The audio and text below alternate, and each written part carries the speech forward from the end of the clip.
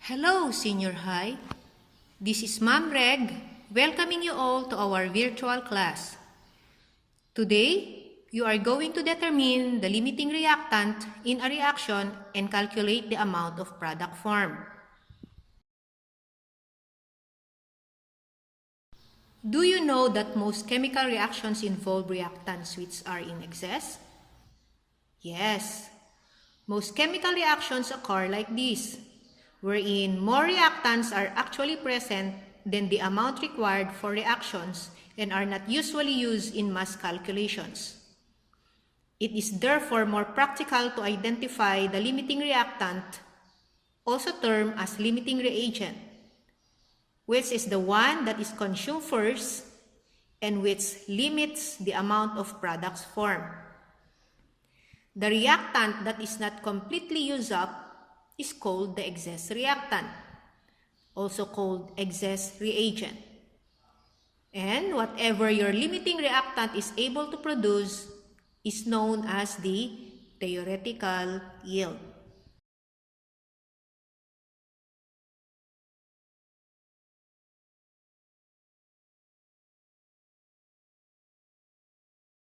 Why it is more important to determine the limiting reactant than that of the excess reactant? Yes, to calculate correctly the quantity of useful products formed.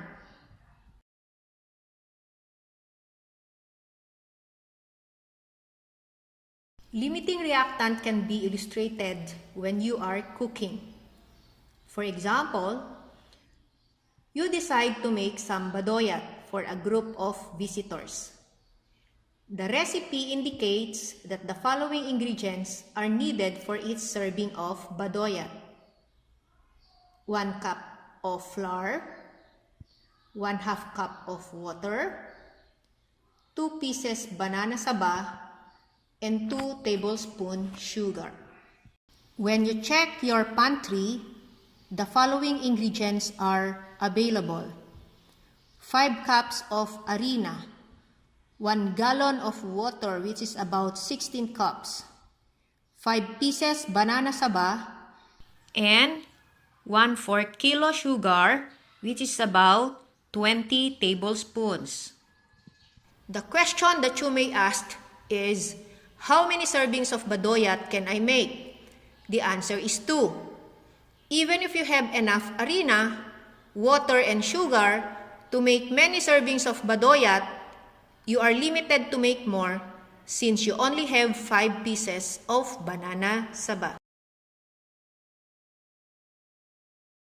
As soon as you have made 2 servings of badoyat, you will already be out of banana saba. So, no more reaction can be done. Hence, it is already complete. And the 2 servings of badoyat you produce is the theoretical yield. Limiting reactant is also shown when you burn a piece of matchstick. A matchstick is one of the reactants, and the other one is the oxygen in air.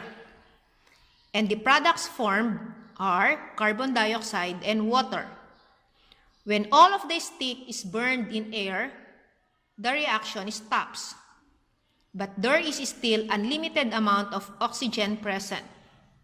So, the oxygen is the excess reactant, while the matchstick is the limiting reactant because it no longer consumes the oxygen. Hence, no more carbon dioxide and water is produced.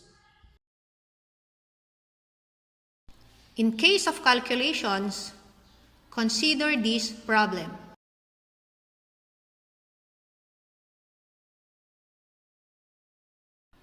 Since the equation is already balanced, proceed to converting the given information into moles.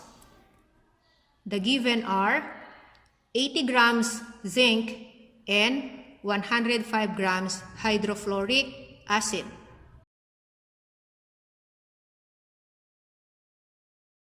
Can you still recall molar mass and how to compute for it? Yes, molar mass is the mass in grams of 1 mole of a substance. To calculate, Multiply the number of atoms of each element in the compound by its atomic mass. Locate this in your periodic table. Add all their products, and their sum will be the molar mass. In this case, since there is no number written after zinc, then there is only one atom. Multiply it by its atomic mass will give 65.4. So, 1 mole of zinc is equal to 65.4 grams of zinc. For hydrofluoric acid, no number is also written after it.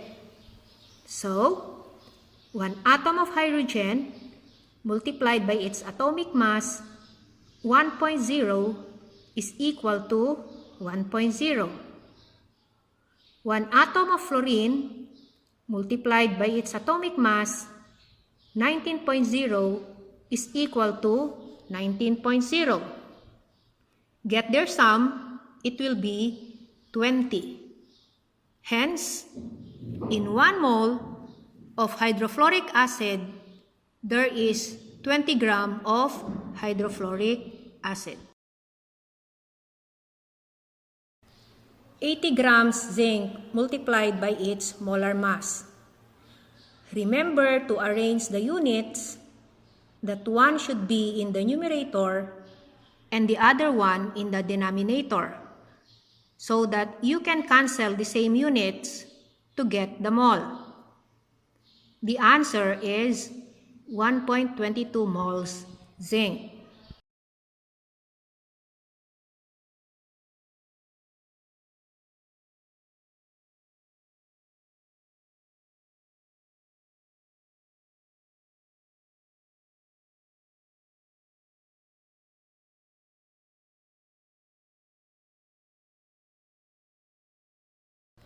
(105 grams hydrofluoric acid multiplied by its molar mass will give 5.25 moles hydrofluoric acid.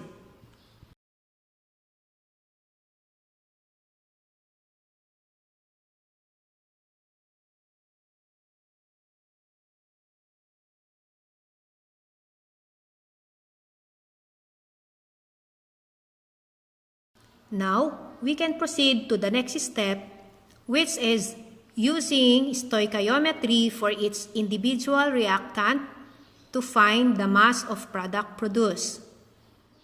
Since there are 2 products in the equation, you have to take note of the other questions in the problem in order to identify which product will be used.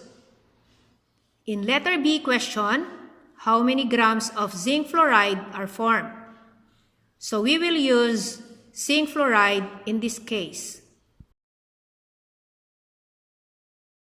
Using the computed moles of its reactant, follow the steps in stoichiometry. 1.22 moles of zinc multiplied by the mole ratio of zinc and zinc fluoride. Take note of the balanced chemical equation for the coefficient to be used. Since there is no number assigned before, hence, use 1 mole zinc fluoride and 1 mole zinc.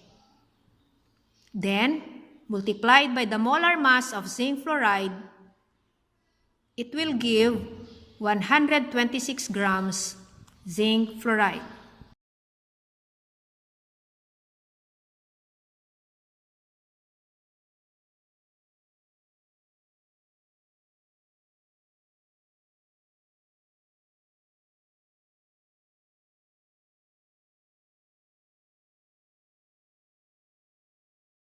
(5.25 moles of hydrofluoric acid multiplied by the mole ratio of hydrofluoric acid and zinc fluoride. Again, take note of the balanced chemical equation for the coefficient to be used. Since there is a 2 before hydrofluoric acid, use 1 mole zinc fluoride and 2 moles hydrofluoric acid. Then, multiplied by the molar mass of zinc fluoride. It will give 271 grams zinc fluoride.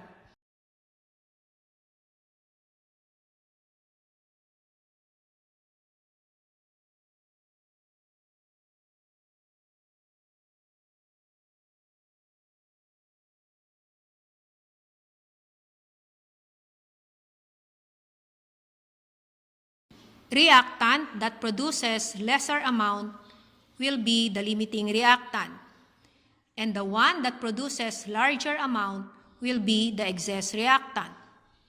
Hence, the answer for letter A is zinc. And the answer for letter B, how many grams of zinc fluoride are formed, is 126 grams zinc fluoride. This value is also the theoretical yield.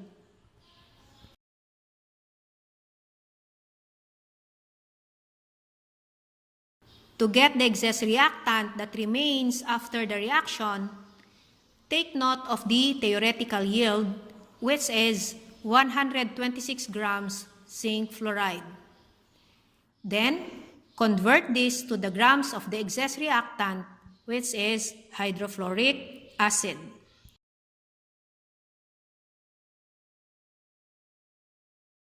(126 grams zinc fluoride multiplied by its molar mass. Then, by the mole ratio of hydrofluoric acid and zinc fluoride. And then, multiplied by the molar mass of hydrofluoric acid.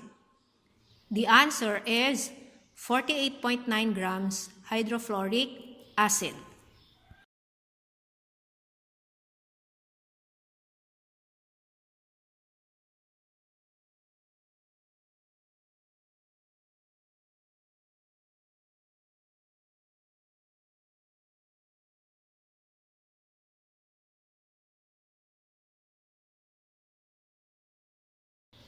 Now, get the difference of 105 grams hydrofluoric acid. This is the total mass of excess given. And 48.9 grams hydrofluoric acid, the mass of excess reagent consumed. So, the answer for letter C is 56.1 grams hydrofluoric acid.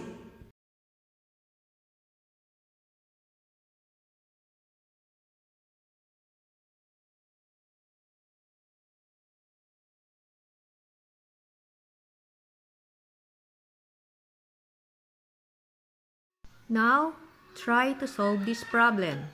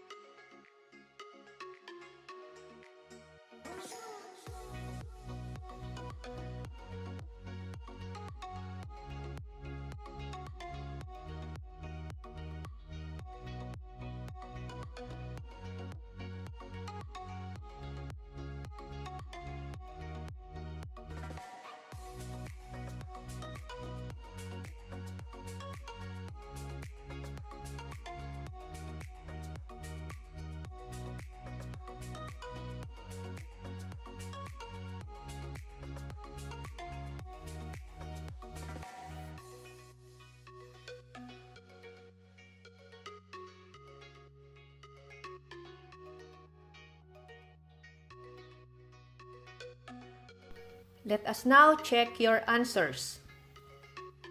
The limiting reagent is oxygen gas.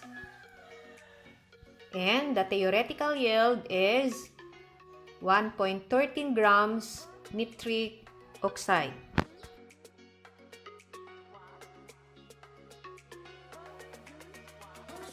That's all for today, Senior High.